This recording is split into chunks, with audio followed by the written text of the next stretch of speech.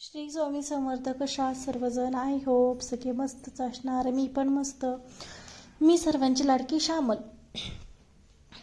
तर कशा आहात सर्वजण? सगळे मस्तच असणार. आशा करते की सगळे मस्तच असणार. पण काय, आज होता गुढीपाडवा. मग नंतर मी घेतली पूजा करायला. अगोदर घेतली पूजा करायला, सगळं काम सोडलं आणि नंतर म्हटलं अगोदर पूजा करून घेते. मग पूजा करायला घेतली.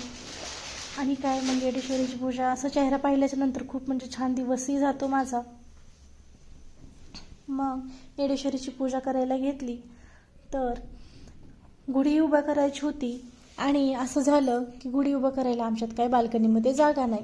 मग गुढी उभा करायला जागा नसल्यामुळे मी छोटी गुढी घेऊन आले आणि देवाला म्हणलं जाऊ दे, छोटी काय आणि मोठी काय, फक्त मनातून तो उभी करतोय ना, संपला विषय. मग नंतर माझ्या येडेश्वरीला छान असा गुपीचंद लावून घेतला आणि नंतर कुंकू लावलं, हळद लावलं. तर कशी दिसते माझी राणी? खूप छान दिसतीये ना. तर मग स्वामींची पूजा करायला घेतली. स्वामींची पूजा वगैरे करून झाल्याच्या नंतर गुढी वगैरे उभा केली. आणि गुढी उभा केल्याच्या नंतर असं म्हणजे वाटत होतं की खरंच आपलंही असं घर असावं आणि गुढी उभा करताना माझे पण फोटो वगैरे. मला खूप इच्छा होती, पण काय करणार, आपलं नशीब एवढं काही भारी नाही आहे की एवढं काही लवकरात लवकर स्वप्न पूर्ण होतील, पण थोडा वेळ लागेल.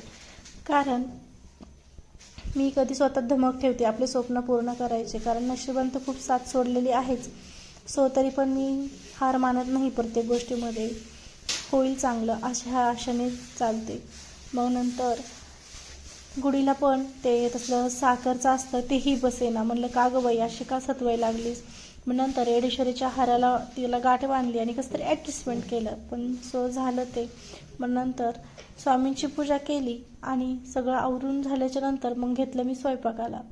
स्वयंपाक करताना खूप कंटाळा तर आला होता, कारण मी मध्ये गेले होते मोऱ्या चिंचोलीला गेले होते म्हणून. कारण तेव्हापासून काय पाठीमागे लागलंय काही माहीत नाही. कुठे एकतर जात नाही आणि नशिबात एवढं माझे नशीब पण नाही की मी सारखी फिरेल, कारण माझ्या खूप मोठ्या जबाबदाऱ्या आहेत. त्याच्यामुळे ते मला पाडल्याशिवाय काही पर्याय नाही. कारण जबाबदारी एक माझी पहिली म्हणजे माझी मुलगी. माझ्या मुलीचे सगळे हट्ट आणि तिचं सगळं मलाच बघावं लागतं. कारण मी तुम्हाला सांगणार आहे सगळ्यांना, माझी लाईफ एक दिवस नक्की स्टोरी माझी शेअर करेन तुम्हाला. पण आणि मग नंतर काय झालं, कारण मी जेव्हापासून आले मोऱ्या चिंचोलीहून तेव्हापासून काहीच कळत नाही. कारण मला काम केल्याशिवाय तर काही पर्याय नाही. मग कामाला जावं तर लागतंच आहे. तरी पण कसं तरी उठत बसत करावं लागतं. काय झाले काही माहीत नाही. डॉक्टरकडे बस जाऊन आले, पण काही फरक काहीच पडत नाही. मग काय तसंच रडत पडत घेतला स्वयंपाक करायला. कारण आपलं काही होते, पण मुलगी असल्यामुळे लक्ष द्यावंच लागतं. तिला पुरणपोळी आवडती, त्याच्यामुळे पुरणपोळी बनवायला घेतली. तर काय थोडं बाहेर लक्ष द्यायला गेले, बेल वाजली म्हणून डोरकडे लक्ष द्यायला गेले तर भजे सगळे करपून गेले. जाऊ द्या, भजेच काय आपलं नशीबच करपलंय. त्याच्यामुळे काय एवढं काही मी हे घेत नाही, टेन्शन घेत नाही. हसत पुढे चालायचं आणि जिंदगी काटायची असं परिस्थिती झाली आहे सध्या. मग नंतर म्हणलं जाऊ दे. तर तोपर्यंत आणखीन कोणीतरी आलं, बेल वाजली. तर म्हणलं आता जाऊ दे, कारण ज्या मावश्या आहेत कचऱ्यावाल्या त्या काहीतरी म्हणजे असं बोलण्यासाठी किंवा ह्याच्यासाठी ते आवाज देत असतात. मी त्यांना बोललं होतं की म्हटलं काय असेल म्हणजे फ्रूट वगैरे होते थोडेसे, तर म्हटलं त्यांना द्यावे मावशीलाच खायला. पण काय मला काही वेळ नव्हता आणि त्या मावशी नंतर आल्याही नाहीत. त्याच्यामुळे म्हणलं जाऊ दे, नंतर आल्याच्या नंतर द्यावं. तर मी तेल वगैरे साईडला ठेवून दिलं आणि म्हणलं आणखीन आपलं नशीब खूप बॅड लग आहे, ते तेल आणखीन अंगावर सांडायचं म्हणून त्याला चांगलं वाटीत काढून ठेवलं. आणि नंतर घेतली पुरणपोळी बनवायला. पुरणपोळी बनवायला घेतल्यावर मग काय, पण टेन्शन तर आलंच होतं त्या भज्यांना बघून, कारण खूप करपले होते. म्हणलं जाऊ दे, आपल्यालाच खायचेत, कुठे कोणाला द्यायचेत खायला. मग पुरणपोळी घेतली बनवायला. पुरणपोळी मस्त अशी तयार झालेली आहे माझी. पुरणपोळी बनवलेली आहे. तर तुम्ही नक्की सांगाल की पुरणपोळी मला बनवायला येत आहे की नाही आहे. तर मी एकच आशा करते की जशी माझी ब्लॉग रुटीन चालू आहे तशीच मी करत राहील. फक्त मला तुमच्या सपोर्टची गरज आहे. तुम्ही सपोर्ट खूप छान असा करता, तरी पण मला तुमच्या आणखीन सपोर्टची गरज आहे. खूप जण विचारतात मला की तू ब्लॉगिंग कशी शूट करते. एवढं काही मला जमत नाही बरं का, पण मी कसं तरी प्रयत्न करत असते. जाऊ दे, प्रयत्नाला आज नाही उद्या फळ भेटतं असं बोलतात मोठे माणसं, त्याच्यामुळे चालत राहायचं. आणि नंतर मग झाली पुरणपोळी बनवून मग भांडे वॉश करायला घेतले. भांडे वॉश करत करतही असं वाटत होतं की चक्कर येऊन पडते की काय. असं वाटत असेल तुम्हाला ही यार एवढी खाती पिती आणि एवढी जाड दिसती, पण काही उपयोग नाही.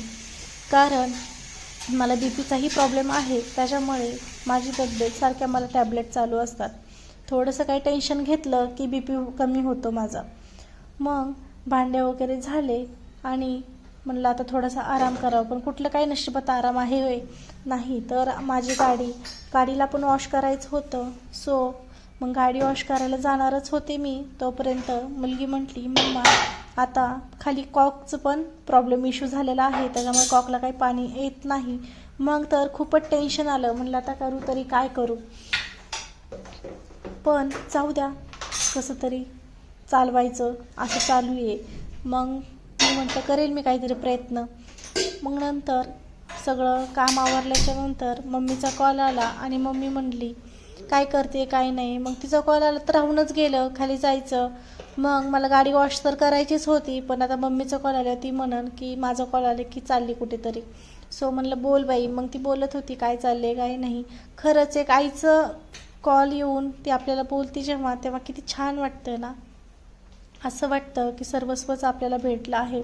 छान विचारत होती काय करते काय नाही, तू पुरणपोळीचा स्वयंपाक बनवला आहेस की नाही का, तू आज पण गेली जॉबवर. मी म्हणलं नाही गेले गं, मी आहे आज घरीच. आणि माझ्या मुलीला पण पुरणपोळी खूप आवडती म्हणून तुम्हाला मी सांगितलेलं होतं. सो मी पुरणपोळी बनवलेली आहे फायनली, आणि तुम्ही कशी झालं तर हे सांगणार पण आहे. तर राहिला विषय माझ्या आईचा, तर आई मला दिवसातून 2-3 कॉल तर नक्कीच करते. कारण कशी आहे कशी नाही काही तर करू शकत नाही, पण तेवढं तरी करू शकते की कॉल करते, विचारते काय करते काय नाही. तेच खूप माझ्यासाठी झालं, मला बाकी काही नको. मी स्वतः धमक ठेवते की स्वतःचे सगळं पूर्ण करायला आपण खंबीरपणे आहोत. फक्त देवाला एवढंच मागते मी की देवा मला कायम भक्कम ठेव, कारण माझ्यावर एक जबाबदारी आहे माझ्या मुलीची. त्याच्यामुळे खरंच देवाला पण माझी काळजी आहे, त्याच्यामुळे मी इथपर्यंत आज आहे. खूप म्हणजे देवाचा आशीर्वाद आहे माझ्या पाठीमागे बरं का. म्हणजे कधी कधी विश्वास बसत नाही की कधी मीच आहे का, कारण 4-5 वर्षापूर्वी माझा काळ खूप वेगळा होता आणि आता एक वेगळीच आहे. आणि इथून पुढे पण असंच मी छान छान ब्लॉग घेऊन येईन तुमच्यासाठी. तर मला तुमच्या खरंच सपोर्टची गरज आहे. असंच सपोर्ट राहू द्या आणि असंच तुमचं प्रेम राहू द्या. जसं की तुम्ही यूट्यूबलाही सपोर्ट करता, तसं इंस्टालाही माझ्या सपोर्ट करा. माझ्या इंस्टाची आय डी आहे श्यामल कुंभारकर आणि फेसबुकचीही आय डी आहे श्यामल कुंभारकर. तर फेसबुकमध्ये थोडी मिस्टेक झालेली आहे, तर सो मी दुसरी आय डी ओपन करणार आहे. तोपर्यंत त्याच आय डीला माझा सपोर्ट करा. जर नशिबात लोक तर म्हणतात खूप काही भेटत असेल तुला, पण खरं सांगते बरं का, मला आणखीन काहीच भेटत नाही. इन्स्टावरूनही नाही आणि यूट्यूबवरूनही नाही आणि फेसबुकवरूनही नाही. पण असे खूप जणांचे गैरसमज आहे की तुला भेटत असेल. कसा वाटला माझा नवीन ब्लॉग नक्की सांगा.